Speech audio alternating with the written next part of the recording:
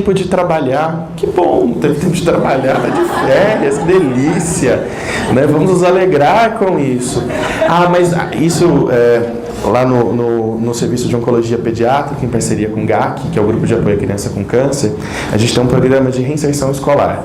Então, o psicólogo e assistente social, e às vezes a nutricionista, visitam as escolas dos pacientes. Antigamente era até uma certa distância, hoje em dia, assim, onde o paciente mora, as meninas vão. E uma determinada época eu fazia essas visitas, e eu me lembro de uma diretora de escola ficar uma onça com a gente. Mas como assim vocês vão judiar da criança, fazer ela estudar? Minha senhora, venda seu peixe, fala que é bom estudar. Não, isso vai judiar demais, ela vai morrer, por que ela precisa aprender? Já deu para dar uma ideia também da razão do fracasso escolar que a gente experimenta, né? Não, porque a escola é um lugar de aprender, escola é um lugar de aprender a se relacionar, escola é um lugar de ter esperança e de sentir a vida. Então, não é uma suspensão automática. Isso é uma frase uma pergunta que a gente sempre ouve. Então é bom tirar da escola, doutor? Não, é bom deixar a vida dele como está. Então, essa suspensão que a gente faz quase que automática, né? A criança vai morrer, então já tira, já coloca numa bolha. É uma fantasia que, se voltar para o útero da mãe, renasce. Eu me lembro de, certa vez, uma mãe de um menino, uma leucemia, uma LLA, estava se discutindo a possibilidade de fazer um transplante da própria mãe, e ela trazia, nossa, eu assisti esses tempos, aquele filme Lua Nova, Lua Crescente, Crepúsculo, daquele dos vampirinhos que brilham, isso mesmo.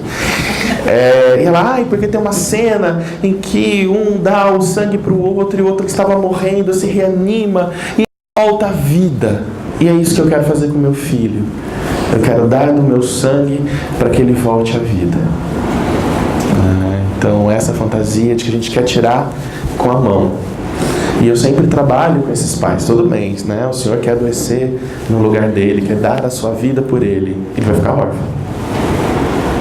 Então, quem vai cuidar dessa criança a não ser você? Ou com o apoio da sua família?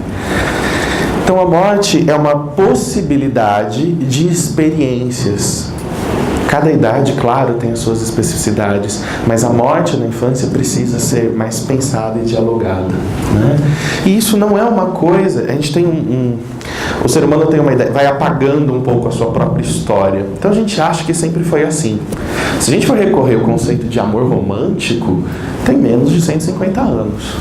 Eu vou me apaixonar lindamente, encontrar a pessoa da minha vida e serei feliz para sempre. Volta uns 250 anos, você vê que isso nunca existiu, né? Ou existiu de outras maneiras. Assim também é a morte na infância, né? Então aqui a Toni vai dizer que, a partir do surgimento e do estabelecimento da burguesia no século XIX como classe dominante, e quando é classe dominante não só porque tem mais poder econômico, poder físico, é porque também tem poder ideológico. Então, a partir do século XIX, se tornou menos tolerável a ideia de morte na infância. E isso passa a comover os pais de forma muito violenta. É uma agressão à morte na infância. Anteriormente, com a vida mais campesina, com a ainda não formação das cidades modernas, os ciclos de vida e de morte eram equiparáveis aos ciclos da natureza.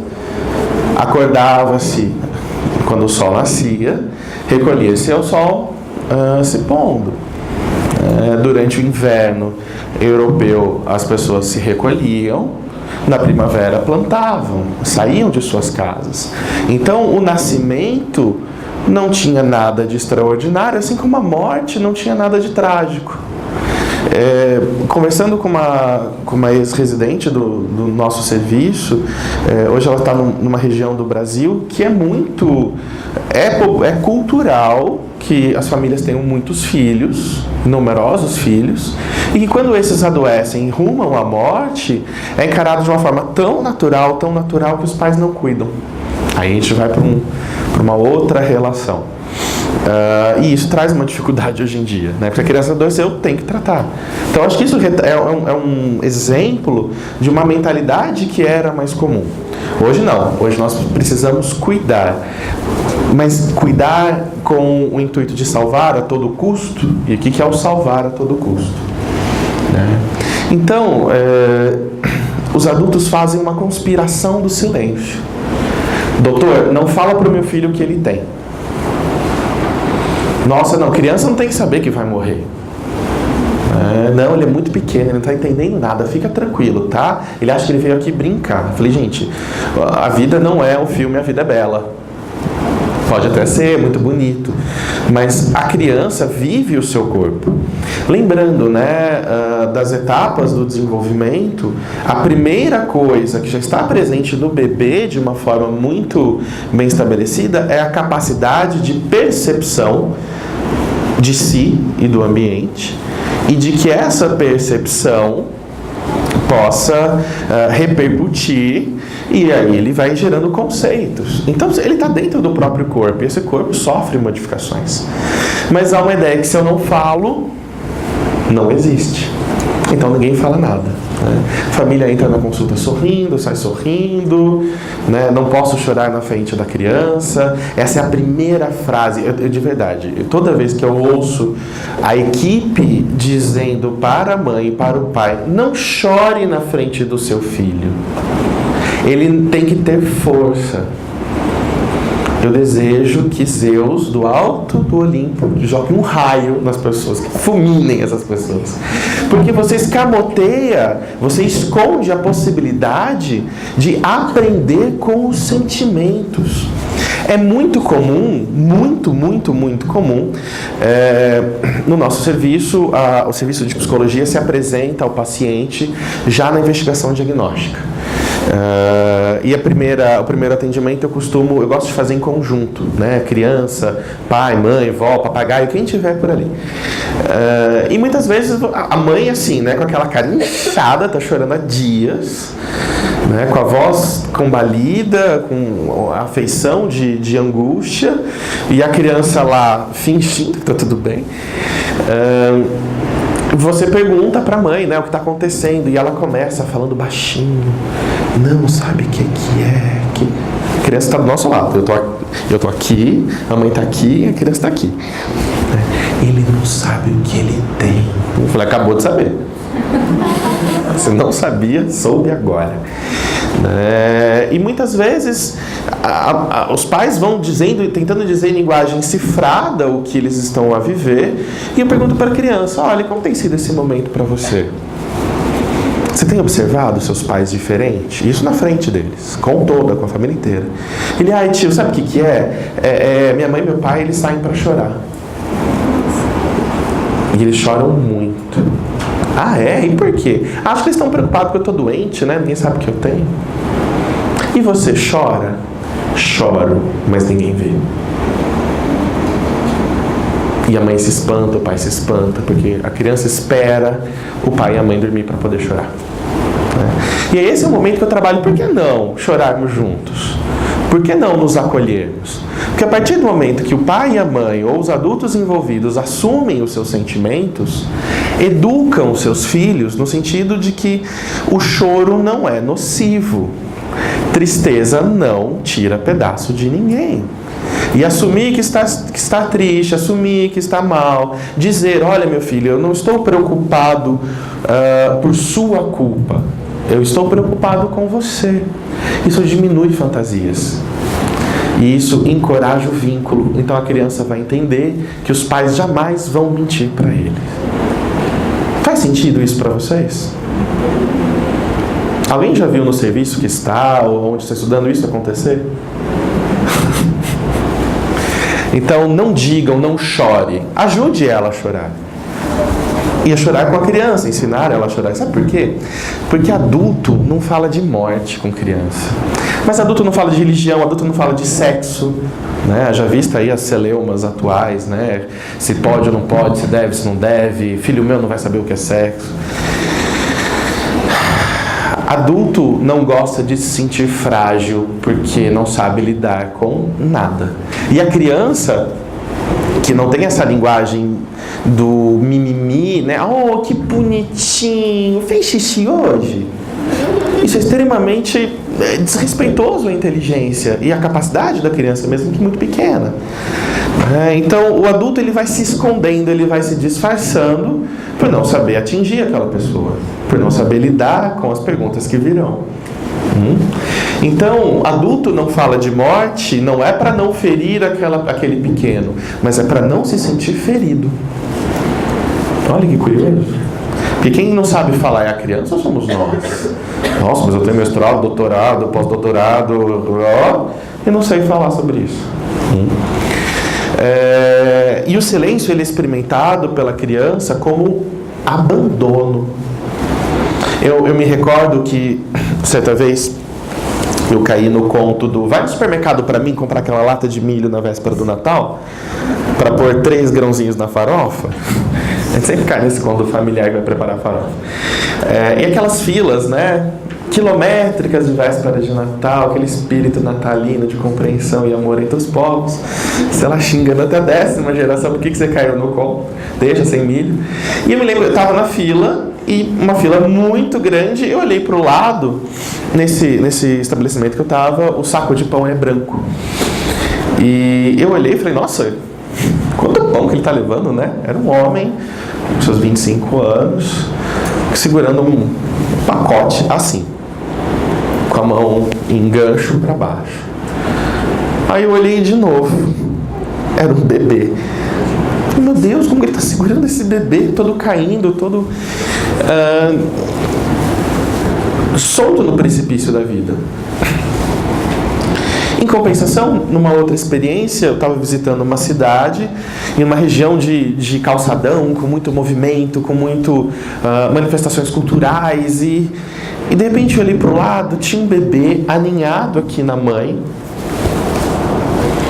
todo seguro, a mãe segurando embaixo, segurando aqui, apoiando o rostinho, e o bebê dormindo o sono dos justos.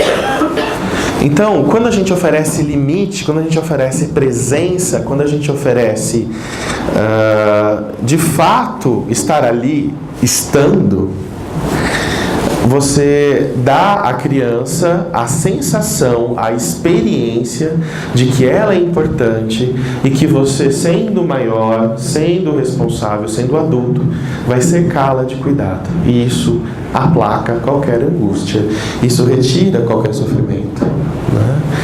Então é importante também, a gente, como eu havia falado, levar em consideração as conquistas do desenvolvimento, não é? Então, uma criança de 4, 5 anos tem a maturação cognitiva muito diferente de uma criança de 11 anos. Então, como eu vou oferecer essa conversa, como eu vou me comportar nessa comunicação, como eu vou lidar com essa pessoa, eu preciso ter uma ideia do que cada etapa do desenvolvimento oferece e como aquela criança está. Essa semana a gente teve uma comunicação de más notícias para um paciente, e era um paciente que já tinha até passado por uma avaliação neuropsicológica, né? Ele tem um prejuízo muito grande. Então, apesar de estar na adolescência, ele tem uma apreensão de uma criança pré-escolar. Então, trazer as informações de modo concreto. Olha, seu tumor voltou, o tumor tem X centímetros. Porque o colega falava, olha, você está com uma lesão grande. O menino ficou olhando na cara de... Lesão? Que lesão? O que é lesão? Grande? Mas quão grande é? 5 centímetros. Então tá bom, 5 centímetros. O que é lesão? É tumor. E aí ele pode chorar. Então, a linguagem concreta serve muito a uma certa idade. A linguagem mais abstrata, mais complexa, vai se refinando conforme passam-se os anos e conforme também a criança tem estimulação. Então, uma criança de uma zona rural, do interior do país, é diferente de uma criança que recebe estimulação e de uma classe média de uma grande cidade do sudeste do país. Então, acho que isso a gente também precisa considerar ao trabalhar o conceito de morte com a criança, né?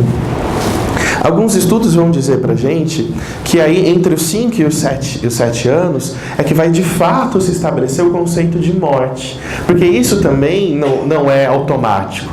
É muito comum, observem, crianças por volta dos seus 4, 5 anos estão lá brincando de hominho, né? E aí vão fazer a lutinha. Pá, pá, pum, caiu, morreu. Nasceu. Então, ele vai brincando de nascer e morrer, nascer e morrer, nascer e morrer, nascer e morrer. Por volta aí dos 7, o autor fala de 5, 7 anos, mas é de 7 a 8 anos, ele vai adquirir cognitivamente os conceitos de irreversibilidade, ou seja, que a morte, a partir do momento que acontece, não pode ser revertida. O conceito de não funcionalidade, ou seja, a morte é a perda de todos os atributos da vida, né? Que morreu e agora continua com a perninha lutando. Não, morreu, parou. E da universalidade, a morte é para todos. Segundo essa revisão bibliográfica, o que a gente pode entender então como atributos, como conceitos que precisam estar envolvidos na boa morte da criança, ou numa experiência em que ela vai receber cuidado integral e se sentir plena para viver as suas potencialidades. Então, é necessário que nós, ao oferecer assistência, pensemos na qualidade de vida da criança. Para algumas crianças, elas têm tranquilidade, elas se sentem com qualidade ao ter retorno semanal. Ah, não, olha, cuidado em fim de vida, cuidado paliativo, pode dar uma vez por mês retorno. Ou então dá alta, né? O nosso grande lema, dá alta ou não dá alta? Peraí, algumas famílias se sentem muito preparadas, outras não. Alguns profissionais não querem largar. Não, deixa aqui no hospital, é melhor. Vamos perguntar, vamos avaliar essa família, vamos avaliar essa criança e tentar entender se a demanda dela é ficar internada ou não. Ela gosta de esportes, gosta de lazer, o que ela faz? E como nós vamos manter a funcionalidade dessa existência, né? Então, o cuidado, ele tem que, muitas vezes, a gente tem a racionalidade dos protocolos, mas a gente precisa pensar biograficamente, né? O que é bom para aquela família, o que é bom para aquela criança. Quem é aquela criança? Então, o cuidado precisa estar centrado nela, como a Fabíola já disse. E as ações paliativas se iniciando lá no comecinho do diagnóstico e se fortalecendo conforme a necessidade. A decisão sobre a vida e sobre como viver a partida precisa ser compartilhada, e aqui até puxando um gancho, né? Então essa coisa que a gente brinca, né? Olha, você quer que reanima seu filho? Falta falar com mais R$1 você tem fritas grandes. Isso não é o McDonald's da vida. Ou então a equipe tem muito movimento de lançar para os pais ou para a família expandida a sua angústia. Então o que a família decidir, olha, nós estamos aqui com o seu filho, você quer que reanime ou não? Que preparo a família tem para refletir, para pensar sobre a pertinência ou não das abordagens. Então é importante que a equipe discuta muito bem antes de chamar essa família, assim como também já foi falado, e que possa entender quais são os desdobramentos. Olha, família, nós temos aqui algumas possibilidades. Se elegermos o caminho A, o provável desdobramento é esse. Se elegermos o caminho B, as consequências serão essas. E o caminho C pode ser que dê naquilo. Nós, na nossa visão, na nossa experiência de serviço, né, nós vemos que no caso do seu filho, o melhor caminho a ser tomado é o B. Mas nós vamos dialogar sobre os outros caminhos. Então é capacitar também a família para pensar sobre o assunto. Não, decide aí. A gente não consegue decidir nem sabor de pizza quando a gente está em casa. Cada um pede uma coisa, não pede o que você quiser. Não, né? Então vejam, a tomada de decisão é uma atitude, é uma tarefa muito refinada e que precisa de embasamento. Controle de dor, comunicação clara, como já foi falado, relacionamento de ajuda em ambiente acolhedor. Então, nós fazemos parte da história dessas pessoas. Então, como que a criança vive a morte? Primeiro, na experiência do diagnóstico. ela já passa a ter perdas, que seja a perda do cabelo, que seja do convívio com os outros amigos, não é? Isso, inclusive, eu acabei meu doutorado recentemente, essa sensação de perda, ela se reflete na estruturação da personalidade, em que ela sente uma perda profunda nela, que tende a ser elaborada ao longo do tratamento. A convivência prévia do morrer de outros familiares. Essa criança já conversa sobre o que é morrer, o que é morte com a sua família, né, com seus, já foi a algum velório. E muitas vezes a gente tem experiências de crianças que, no caso da oncologia, perderam seus pais com câncer. Eu me lembro de uma garota que chegou no hospital apavorada porque o pai tinha morrido há 2 meses atrás com câncer no nosso hospital. Então a experiência dela de morte, de hospital, era hospital mais câncer igual a morte.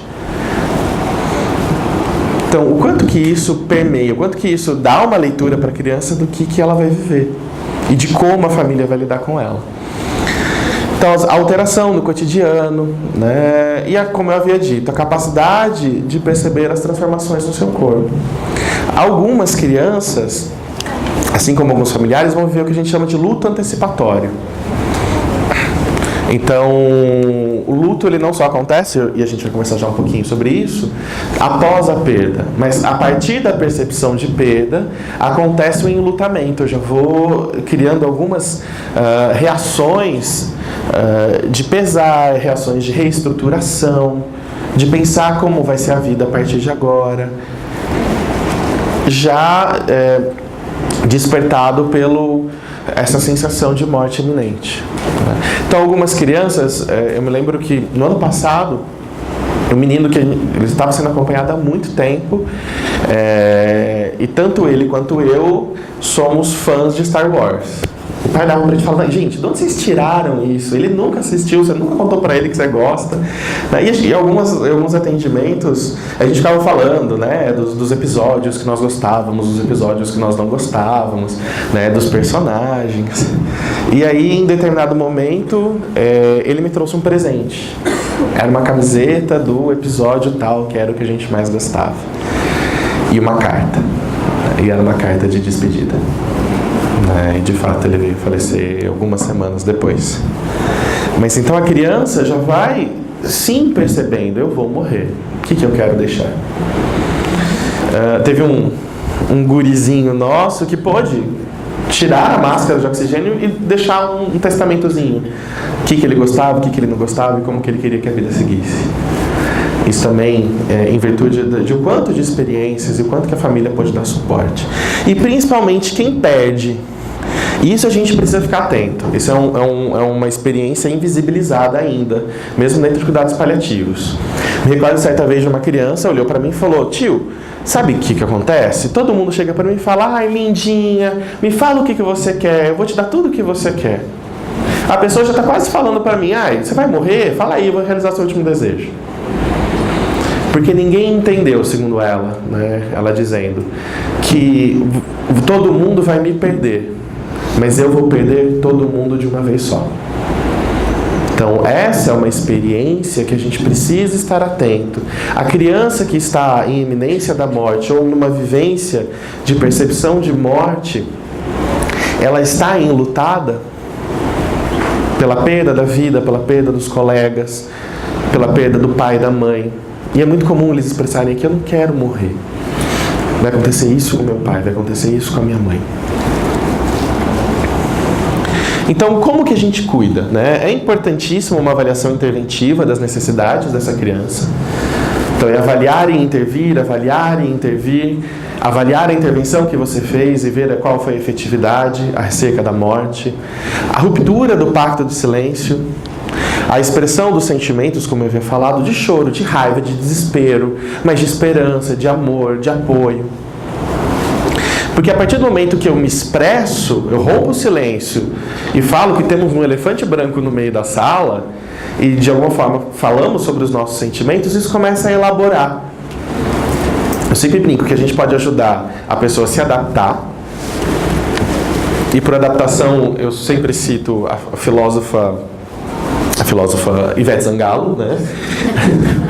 Que ela canta aquela música: a gente se ajeita na cama pequena, te faço um poema, te amo de amor. Eu não preciso me ajeitar numa cama pequena com mais alguém, eu posso dar uma cama para cada um.